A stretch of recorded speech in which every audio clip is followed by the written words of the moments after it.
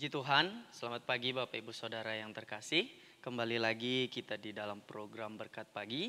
Dan puji Tuhan, pagi hari ini kita akan belajar suatu kebenaran firman Tuhan yang kita akan bahas bersama-sama dan kita akan pelajari terdapat di kitab Yesaya pasal yang ke-19 di ayat yang ke-16.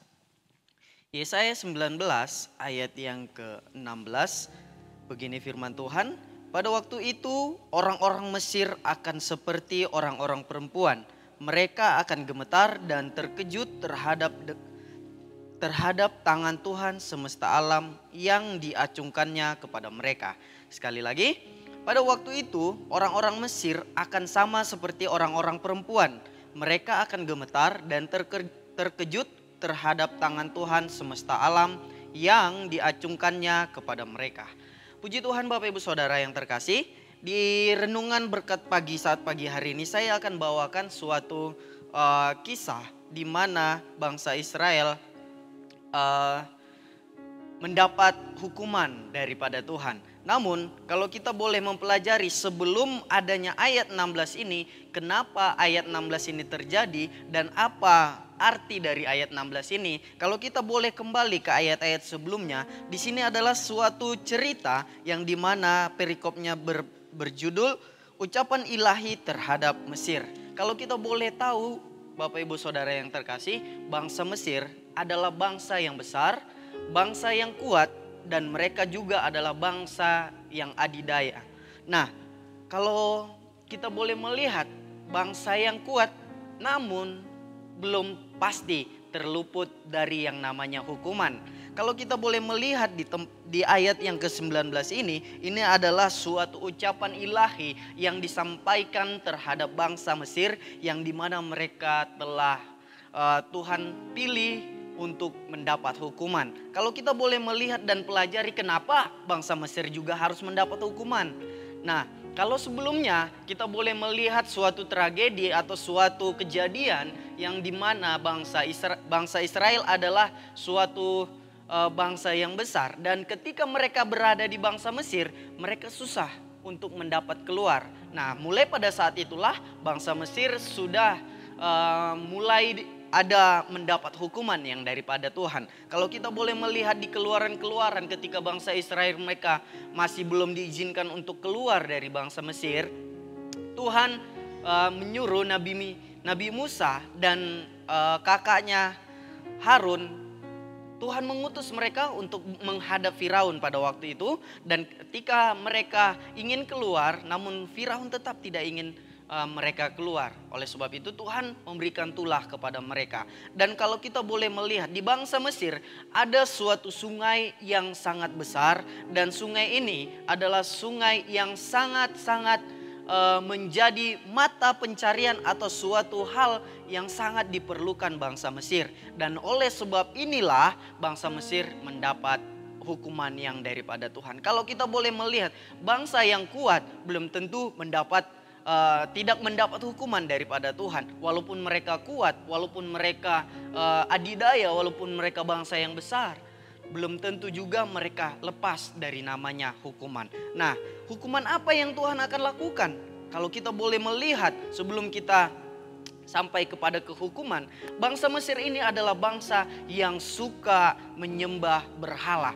Nah, sama seperti yang saya katakan tadi, bangsa Mesir ini adalah bangsa yang selalu ketergantungannya kepada sungai Nil. Nah, oleh sebab itulah mereka menyembah dan membuat berhala-berhala, yaitu yang berada di sungai Nil. Nah, kalau kita boleh mengetahui sesuatu fakta, pernah ada sejarawan yang mengatakan seperti ini. Kalau tidak ada sungai Nil, maka tidak ada juga yang namanya bangsa Mesir. Kenapa demikian? Karena bangsa Mesir sungguh-sungguh sangat bergantung kepada sungai Nil. Dan sangat tidak bisa dipisahkan atau sangat mutlak mereka kepada sungai Nil ini. Kenapa? Karena sungai Nil adalah suatu mata pencarian mereka. Kalau kita boleh melihat tragedi yang saya katakan tadi, yang di awal saya sampaikan, ketika mereka ditulahi oleh Tuhan lewat sungai Nil menjadi darah, mereka sangat kewalahan. Untuk minum saja mereka susah, untuk makan saja mereka susah. Bahkan mereka untuk memuaskan dahaga mereka aja mereka susah. Karena tidak ada air selain daripada sungai Nil. Dari situlah mereka mendapat air, bahkan mereka mendapat segala yang mereka perlukan.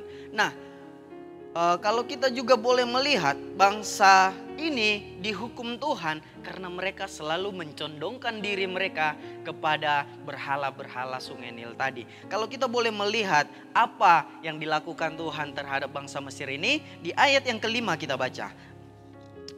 Pasal 19 ayat yang kelima, air sungai Nil akan habis dan sungai itu akan menjadi tohor. Tohor artinya Bapak Ibu Saudara adalah mulai kering atau masih ada air tapi udah mulai kering. Sekali lagi saya bacakan, air dari sungai Nil akan habis dan sungai itu akan menjadi tohor dan kering sehingga terus-terusan akan berbau busuk dan anak-anak sungai Nil akan menjadi dangkal dan tohor, gelagah dan teberau akan mati rebah. Nah, di ayat yang ke-6 ini adalah suatu ayat yang kelima dan ayat yang ke-6 sampai ayat yang ke-8 ini adalah suatu hukuman yang Tuhan lakukan bagi bangsa Israel. Dan yang menjadi pertanyaannya, kenapa Tuhan tidak langsung menghukum bangsa Mesir? Kenapa Tuhan harus mengeringkan air sungai Nil dulu? Kalau kita boleh melihat sama yang seperti saya katakan di ayat yang ke-8, firman Tuhan berkata seperti ini. Para nelayan akan mengadu dan berkabung, yaitu semua orang yang memancing di sungai Nil, semua orang yang menjala di situ akan merana juga. Nah, ini yang saya katakan tadi, bangsa Mesir tergantung bahkan terlalu sangat-sangat memerlukan sungai Nil. Makanya mereka sangat menyembah berhala-berhala di sungai Nil tersebut. Nah, kenapa Tuhan terlebih dahulu mengeringkan sungai Nil daripada bangsa Israel? Karena begini, Bapak Ibu Saudara yang terkasih, kadangkala kita sebagai manusia, kita lebih mengutamakan hal-hal yang dapat kita lihat secara langsung daripada hal-hal yang Tuhan kerjakan dalam kehidupan kita. Nah, atau dalam arti lainnya, kita sering kali lebih mengandalkan apa yang kita lihat daripada mengandalkan Tuhan. Nah, sama seperti di perkataan saya di awal, bangsa Mesir ini lebih mencondongkan atau lebih berharap sungai Nil ini. Sama seperti sejarawan tadi yang mengatakan kalau tidak ada sungai Nil maka bangsa Mesir tidak ada. Artinya kalau tidak ada sungai ini mata pencarian mereka juga tidak ada dan mereka akan binasa.